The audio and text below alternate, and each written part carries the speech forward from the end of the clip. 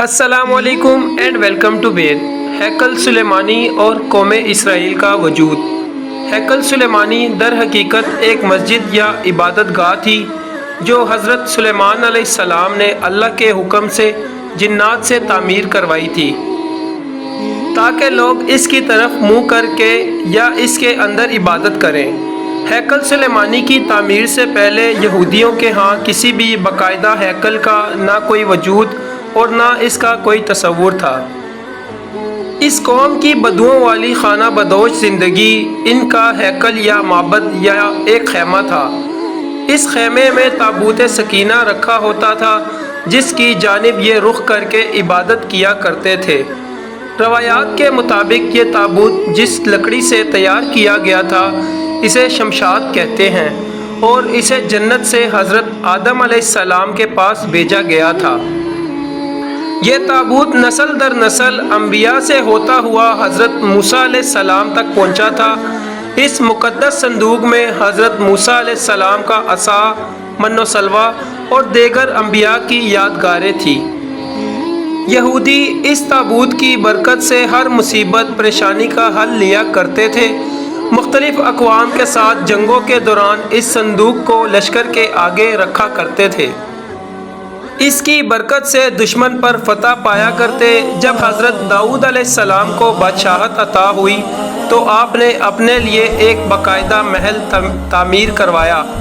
ایک دن ان کے ذہن میں خیال آیا کہ میں خود تو محل میں رہتا ہوں جبکہ میری قوم کا معبد آج بھی خیمے میں رکھا ہوتا ہے۔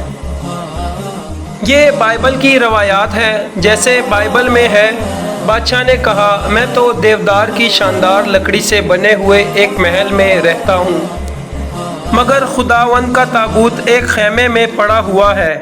چنانچہ آپ نے ہیکل کی تعمیر کا ارادہ کیا اور اس کے لیے ایک جگہ کا تعین کیا گیا۔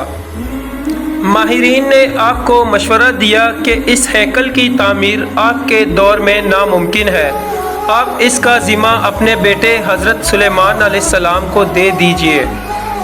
چنانچہ حضرت سلیمان علیہ السلام نے 970 قبل مسیح 930 قبل مسیح نے اپنے دور حکومت کے چوتھے سال میں اس کی تعمیر کا باقاعدہ آغاز کیا گیا۔ آج اس کی بناوٹ اور مضبوطی سے اندازہ کیا جا سکتا ہے کہ یہ تعمیر انسانوں کے بس کی بات نہیں تھی۔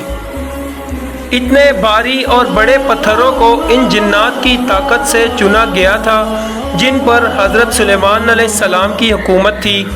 ہیکل کی پہلی تعمیر کے دوران ہی حضرت سلیمان علیہ السلام اس دنیا سے رخصت ہو گئے، لیکن جنات کو پتہ نہ چل سکا اور انہوں نے ہیکل کی تعمیر مکمل کر دی۔ یہ واقعہ آپ نے پہلے بھی پڑھا ہوگا کہ حضرت سلیمان علیہ السلام کی روح اللہ نے دوران عبادت ہی قبض کر لی تھی، لیکن اس کی ترکیب اس طرح بنی کہ آپ ایک لکڑی پر سر اور کمر رکھ کر عبادت میں مصروف ہو گئے اور اس لکڑی کے سہارے سے یوں لگتا تھا کہ آپ ابھی بھی عبادت کر رہے ہیں جبکہ آپ کا انتقال ہو چکا تھا۔ بہرحال یہ ہیکل معبد یا مسجد بہت عالیشان اور وسیع و عریض تعمیر کیا گیا تھا۔ حضرت سلیمان علیہ السلام کی وفات کے بعد اس میں 3 حصے کر دیے گئے تھے۔ بیرونی حصے میں لوگ عبادت کیا کرتے، اس سے اگلے حصے میں علماء جو کہ انبیاء کی اولاد میں سے ہوتے ان کی عبادت کی جگہ تھی۔ اس سے اگلے حصے میں جسے انتہائی مقدس سمجھا جاتا تھا اس میں تابوت سکینہ رکھا گیا تھا۔ اس حصے میں کسی کو بھی داخل ہونے کی اجازت نہیں تھی سوائے سب سے بڑے عالم پیش امام کے۔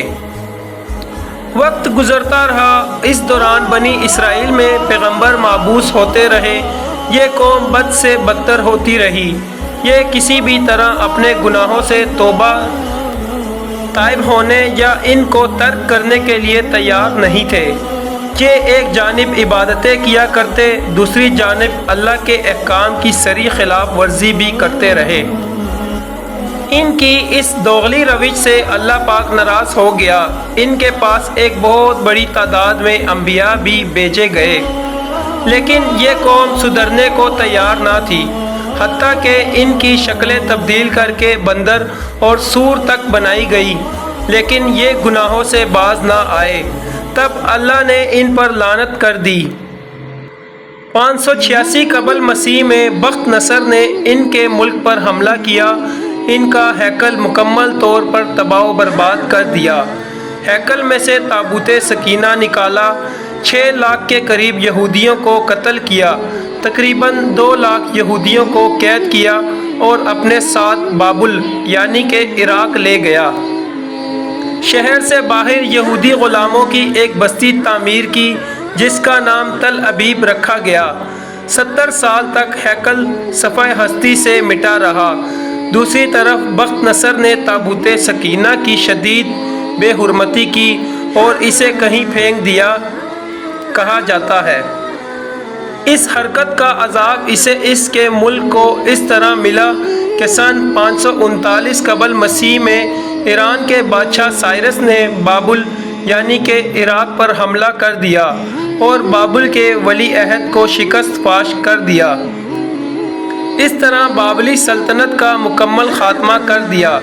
سائرس ایک نرم دل اور انصاف پسند حکمران تھا۔ اس نے تل ابیب کے تمام قیدیوں کو آزاد کر کے ان کو واپس یروشلم جانے کی اجازت بھی دے دی اور ساتھ میں ان کو ہیکل کی نئے سرے سے تعمیر کی بھی اجازت دے دی۔ اس کی تعمیر کی ہر طرح سے مدد فراہم کرنے کا وعدہ بھی کر لیا۔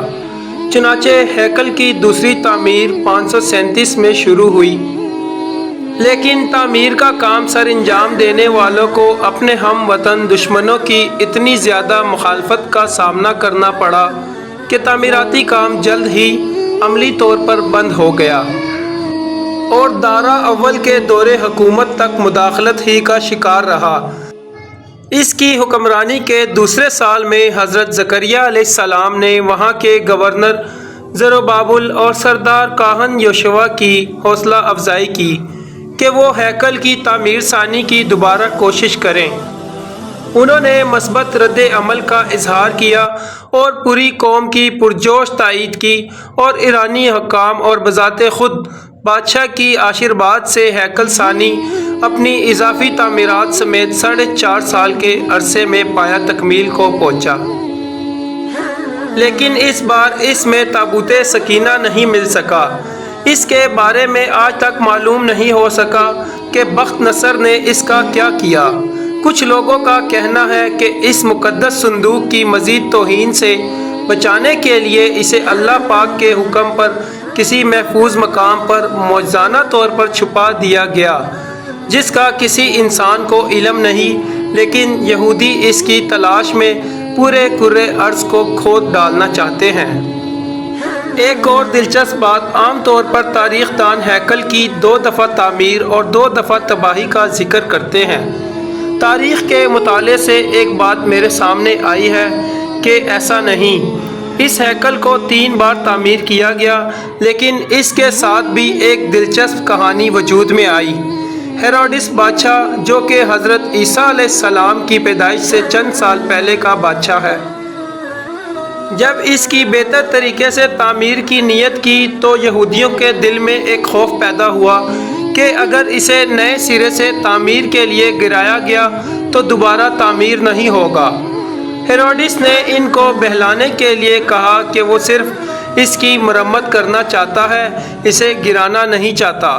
چنانچہ سن 19 قبل مسیح میں اس نے ہیکل کے ایک طرف سے حصے کو گرا کر اسے تبدیلی کے ساتھ اور کچھ وسیع کر کے تعمیر کروایا۔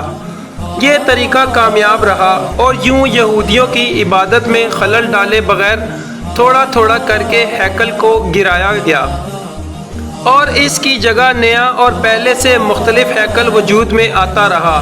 یہ کام 18 ماہ میں تکمیل ہوا اور یوں تیسری بار ہیروڈس کے ذریعے ایک نیا ہیکل وجود میں آ گیا۔ کچھ عرصے بعد حضرت عیسیٰ علیہ السلام کا ظہور ہوا۔ اللہ کے اس رسول پر ایک بار پھر یہودیوں نے حسب معمول مظالم ڈھانا اور پہاڑ توڑنا شروع کر دیے۔ دراصل وہ اپنے مسیحا کے منتظر تھے جو دوبارہ آ کر ان کو پہلے جیسی شان و شوکت عطا کرتا۔ حضرت عیسیٰ علیہ السلام کے مصلوب ہونے کا واقعہ پیش آیا۔ آپ کے مصلوب ہونے کے 70 سال بعد ایک بار پھر یہودیوں پر اللہ کا عذاب نازل ہوا۔ اس بار اس عذاب کا نام ٹائٹس تھا۔ یہ رومی جنرل بابل کے بادشاہ بخت نصر سے بھی زیادہ ظالم ثابت ہوا۔ اس نے ایک دن میں لاکھوں یہودیوں کو تہہ تیغ کر دیا۔ اس نے ہیروڈس کے بنائے ہوئے عظیم الشان ہیکل کی اینٹ سے اینٹ بجا دی اور یہودیوں کو ہمیشہ کے لیے یروشلم سے نکال باہر کیا۔ یہودی پوری دنیا میں بکھر کر اور رسوا ہو کر رہ گئے۔ کم و بیش 1800-1900 سال تک بھٹکنے کے بعد برطانیہ نے جب فلسطین پر قبضہ کیا تو ساتھ ہی ایک ناجائز بچے اسرائیل کو فلسطین میں جنم دے دیا، اور یوں صدیوں سے دھکے کھانے والی قوم ایک بار پھر سے اس ملک اسرائیل میں اکٹھے ہونے اور رہنے کی اجازت مل گئی۔ لیکن یہ قوم اپنی ہزاروں سال پرانی گندی فطرت سے باز نہ آئی۔ یہ برطانیہ کے جنم دیے ہوئے اسرائیل تک محدود نہ رہے، ایک بار پھر ہمسایہ ممالک کے لیے اپنی فطرت سے مجبور ہو کر مصیبت بننے لگے۔ 5 جون 1967 کو اس نے شام کی گولان کی پہاڑیوں پر قبضہ کر لیا۔ 1968 میں اردن کے مغربی کنارے پر قابض ہو گئے۔ اسی سال مصر کے علاقے پر بھی کنٹرول کر لیا۔ آج اس قوم کی شرارتیں اور پھرتیاں دیکھ کر اندازہ ہوتا ہے کہ یہ آج سے 2000 سال پہلے بھی کس قدر سازشی رہے ہوں گے، جس کی وجہ سے اللہ نے ان پر لعنت کر دی تھی۔ مسلمان ممالک کی بے غیرتی اور بزدلی کی وجہ سے اب اس نے پوری دنیا کے مسلمان ممالک میں آگ لگا کر رکھ دی ہے۔ اب ان کا اگلا مشن جلد از جلد اسی ہیکل کی تعمیر ہے اور اس ہیکل میں تخت داؤد اور تابوت سکینہ کو دوبارہ رکھنا ہے، تاکہ ایک بار پھر یہ اپنے مسیح یہودی زبان کا لفظ مسیحا کے آنے پر پوری دنیا پر اپنی حکومت قائم کر سکے۔ وہ یہ کام انتہائی تیز رفتاری سے کر رہے ہیں۔ اس ہیکل کی تعمیر کے نتیجے میں یہ پوری دنیا جنگ کی آگ میں لپٹ جائے گی۔ امریکہ کے صدر ڈونلڈ ٹرمپ کا اسرائیل کے دارالخلافہ کی تبدیلی کا اعلان بھی اسی سلسلے کی ایک کڑی ہے، لیکن مسلمان اقوام کو کوئی پرواہ نہیں۔ آپ اندازہ کیجئے یہودیوں کو جس بستی سے تل ابیب میں بخت نصر نے قیدی بنا کر رکھا تھا، وہ آج تک اس کو نہیں بھولے۔ انہوں نے اسرائیل بنانے کے بعد اپنے ایک شہر کا نام تل ابیب رکھ لیا، جبکہ ہم مسلمان اس مسجد اقصی کو بھی بھول چکے ہیں جہاں ہمارے نبی کریم صلی اللہ علیہ وآلہ وسلم نے معراج کا سفر شروع کیا تھا۔ یہودی آج تک بار بار گرائے گئے ہیکل کو نہیں بھولے، حتیٰ کہ اس میں رکھے تابوت سکینہ کی تلاش میں پوری دنیا کو کھود دینا چاہتے ہیں۔